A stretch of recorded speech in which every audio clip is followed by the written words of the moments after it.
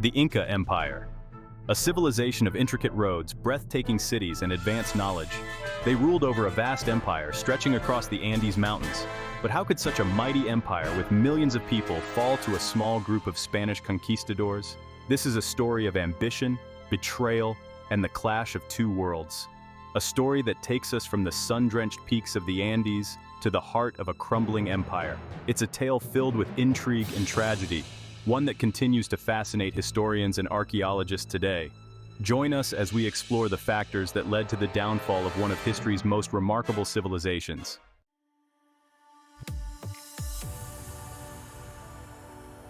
Welcome to Lexopedia, your channel for exploring the fascinating stories of history, culture, and the world around us.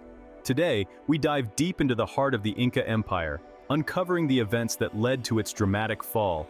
We'll journey back in time to the 16th century, a time of exploration, conquest, and upheaval.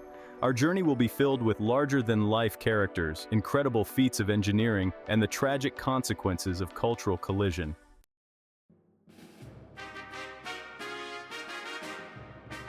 Imagine a civilization flourishing in the rugged terrain of South America, their empire connected by a network of roads more impressive than any in Europe at the time.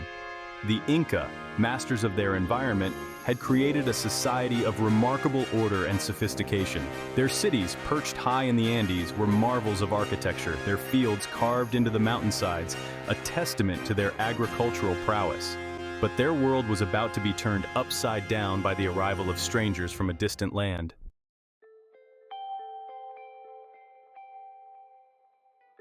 High in the Andes Mountains, the Inca Empire, or Tahuantinsuyu as they called it, meaning the four regions, thrived. The Inca believed their emperor, the Sapa Inca, descended directly from Inti, the sun god.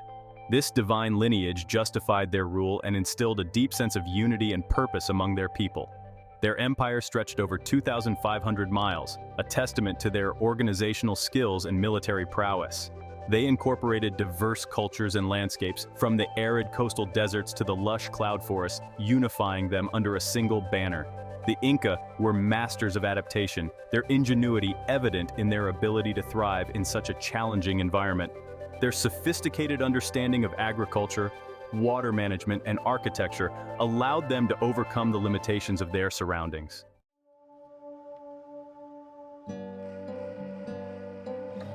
The Andes Mountains, with their towering peaks, deep valleys, and unpredictable weather, shaped the Inca civilization. They developed unique agricultural techniques like terracing to cultivate crops on the steep slopes, maximizing their food production. The Inca were renowned for their impressive network of roads, spanning over 25,000 miles. These weren't mere paths, but meticulously engineered roads, paved with stone, traversing mountains, deserts, and rainforests. These roads facilitated communication, trade, and the movement of armies, connecting the farthest reaches of the empire to its heart, in Cusco. This sophisticated infrastructure was crucial to the Incas' success and a testament to their engineering prowess.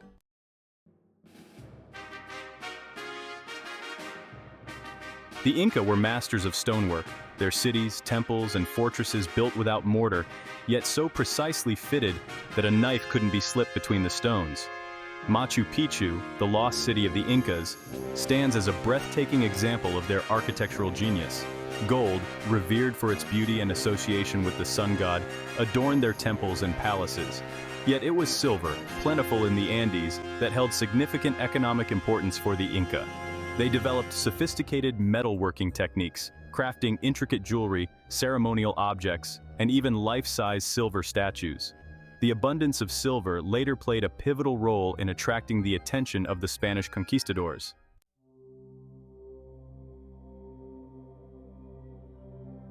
At the heart of the Inca Empire lay a highly centralized system of government. The Sapa Inca, considered the son of the sun, held absolute power. He controlled every aspect of life, from the allocation of resources to the organization of labor. The Inca had no writing system in the traditional sense. Instead, they used a unique system of knotted cords called quipu to record information, such as census data, economic transactions, and historical events. This sophisticated record-keeping system was essential for maintaining order and control over their vast empire. However, it also meant that much of their history and knowledge were lost with the arrival of the Spanish. Francisco Pizarro, a name synonymous with adventure and brutality, emerges from history. Born in Trujillo, Spain, around 1478, his early life was far from glamorous. He received little formal education and spent his youth tending pigs. Driven by ambition, Pizarro sailed to the New World in 1502. These experiences hardened Pizarro, shaping him into a ruthless leader.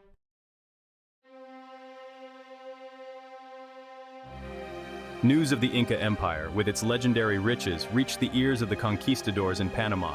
Tales of cities adorned with gold and silver, of rulers draped in jewels, fueled their greed and ignited their imaginations. Pizarro, along with his close companion Diego de Almagro, became obsessed with conquering this fabled empire. Their first expedition, launched in 1524, was a disastrous failure. They faced fierce resistance from indigenous tribes, harsh weather conditions, and dwindling supplies. Pizarro lost several men, and Almagro returned with a gruesome injury, losing an eye in a battle. Despite the setbacks, Pizarro remained undeterred. His ambition, fueled by glimpses of Inca wealth and fueled by the whispers of captured natives, burned brighter than ever. He refused to let hardship and defeat deter him from his ultimate goal, conquering the Inca Empire.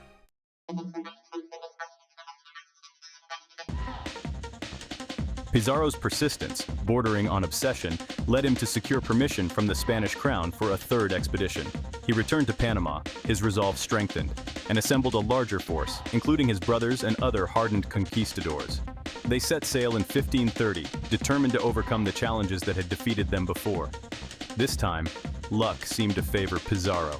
He landed on the coast of what is now Peru at a time of internal strife within the Inca Empire. The previous emperor, Huayna Capac, and his chosen heir had succumbed to a devastating smallpox epidemic, a disease brought to the Americas by Europeans.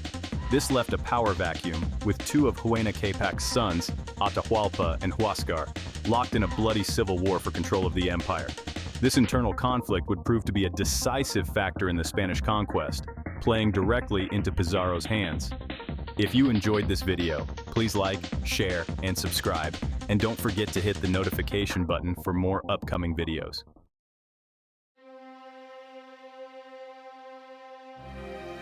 In November 1532, Pizarro received word of Atahualpa's presence in the Andean city of Cajamarca. The Inca emperor, victorious in his struggle against his brother, was celebrating his triumph with a large army. Pizarro, with his small band of conquistadors, saw an opportunity, a chance to capture the Inca leader and hold him hostage. Pizarro, ever the strategist, used deception and trickery. He sent word to Atahualpa, inviting him to a peaceful meeting in Cajamarca, promising gifts and an alliance. Atahualpa, confident in his numerical superiority and unaware of the true nature of the Spanish threat, accepted the invitation.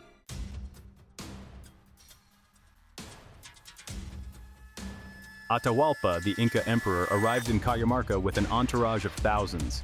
They were unarmed, expecting a peaceful meeting with Pizarro. The Inca, with their vibrant clothing, feathers, and gold, must have been a sight to behold. Little did they know, they were walking into a carefully planned trap. Pizarro, hidden with his men in the surrounding buildings, waited patiently. When the signal was given, chaos erupted. Spanish cannons roared, their thunderous sound echoing through the valley. Horses, creatures never seen before by the Inca, charged into the terrified crowd. The Inca, caught completely off guard, were slaughtered. Their weapons, primarily clubs, slings, and spears, were no match for the Spanish steel and gunpowder. The massacre lasted less than an hour, a brutal testament to the technological disparity between the two cultures.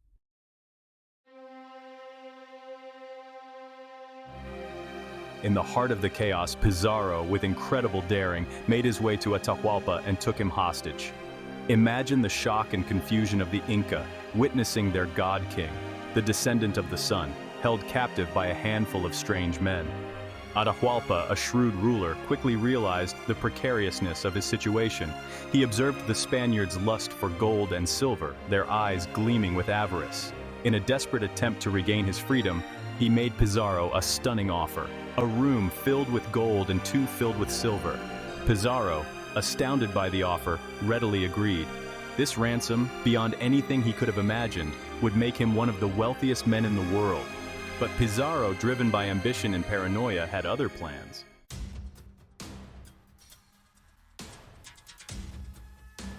The Inca, desperate to save their emperor, fulfilled their end of the bargain.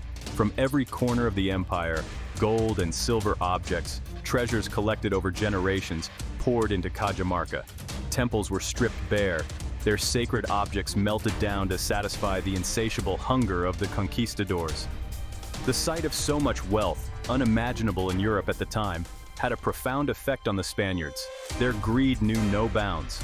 They melted down intricate works of art, their only concern the weight of the precious metals, oblivious to the cultural and historical significance of what they were destroying. Despite fulfilling the ransom, Atahualpa's fate was sealed. Pizarro, fearful of the Inca emperor's potential to rally his people, accused him of treason and other fabricated crimes. In a mockery of justice, Atahualpa was sentenced to death.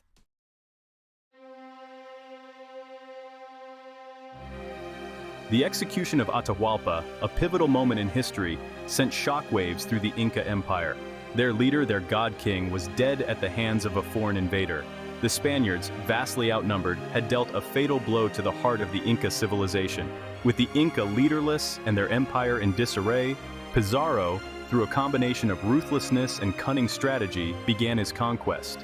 He exploited existing rivalries amongst the Inca elite and formed alliances with indigenous groups who had been subjugated by the Inca. The Spanish, with their superior weaponry, horses, and ruthlessness, were unstoppable. City after city fell, the once mighty Inca Empire crumbling under the weight of their ambition. But the conquest was about more than just military might. With the Inca Empire in ruins, a new order arose in the Andes, dominated by the Spanish.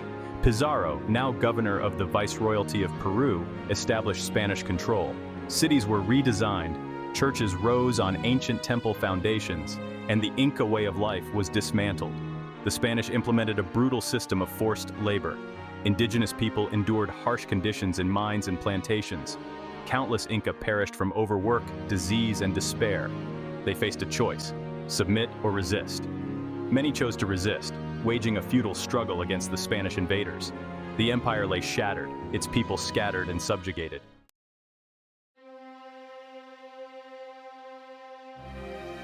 The Spanish conquest of the Inca Empire was a pivotal moment in history, marking the beginning of European dominance in South America. It brought about profound and lasting changes to the continent, its people, and its cultures. The Inca civilization, with its rich traditions and unique way of life, was forever altered. The introduction of European diseases, such as smallpox, measles, and influenza, had a devastating impact on the indigenous population. Lacking immunity to these new diseases, millions perished in widespread epidemics. Some estimates suggest that up to 90% of the Inca population died in the decades following the conquest. The conquest also led to the exploitation of South America's vast natural resources. Gold and silver, extracted through forced labor, flowed back to Europe, enriching the Spanish crown and fueling the rise of a global empire. But this wealth came at a tremendous human cost, leaving a legacy of exploitation and inequality.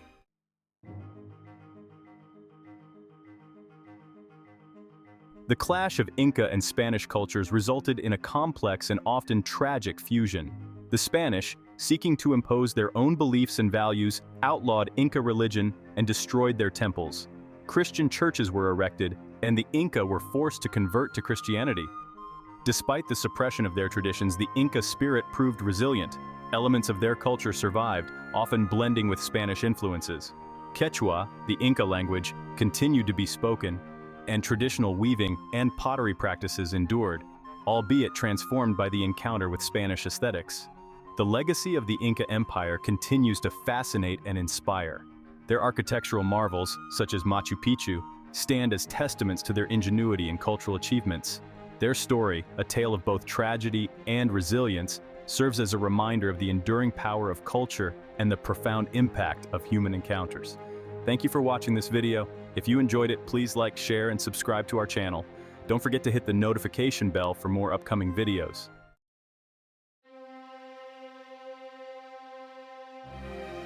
The fall of the Inca Empire is a stark reminder of the transformative and often tragic impact of cultural collision.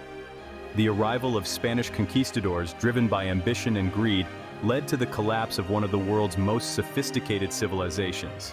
The Inca, masters of their environment, were overwhelmed by forces they could scarcely comprehend. The Spanish conquest, fueled by superior weaponry and disease, forever changed South American history. The Inca Empire, though shattered, left an indelible mark on the region. Their resilience, evident in the survival of their language and traditions, serves as a testament to the enduring power of the human spirit.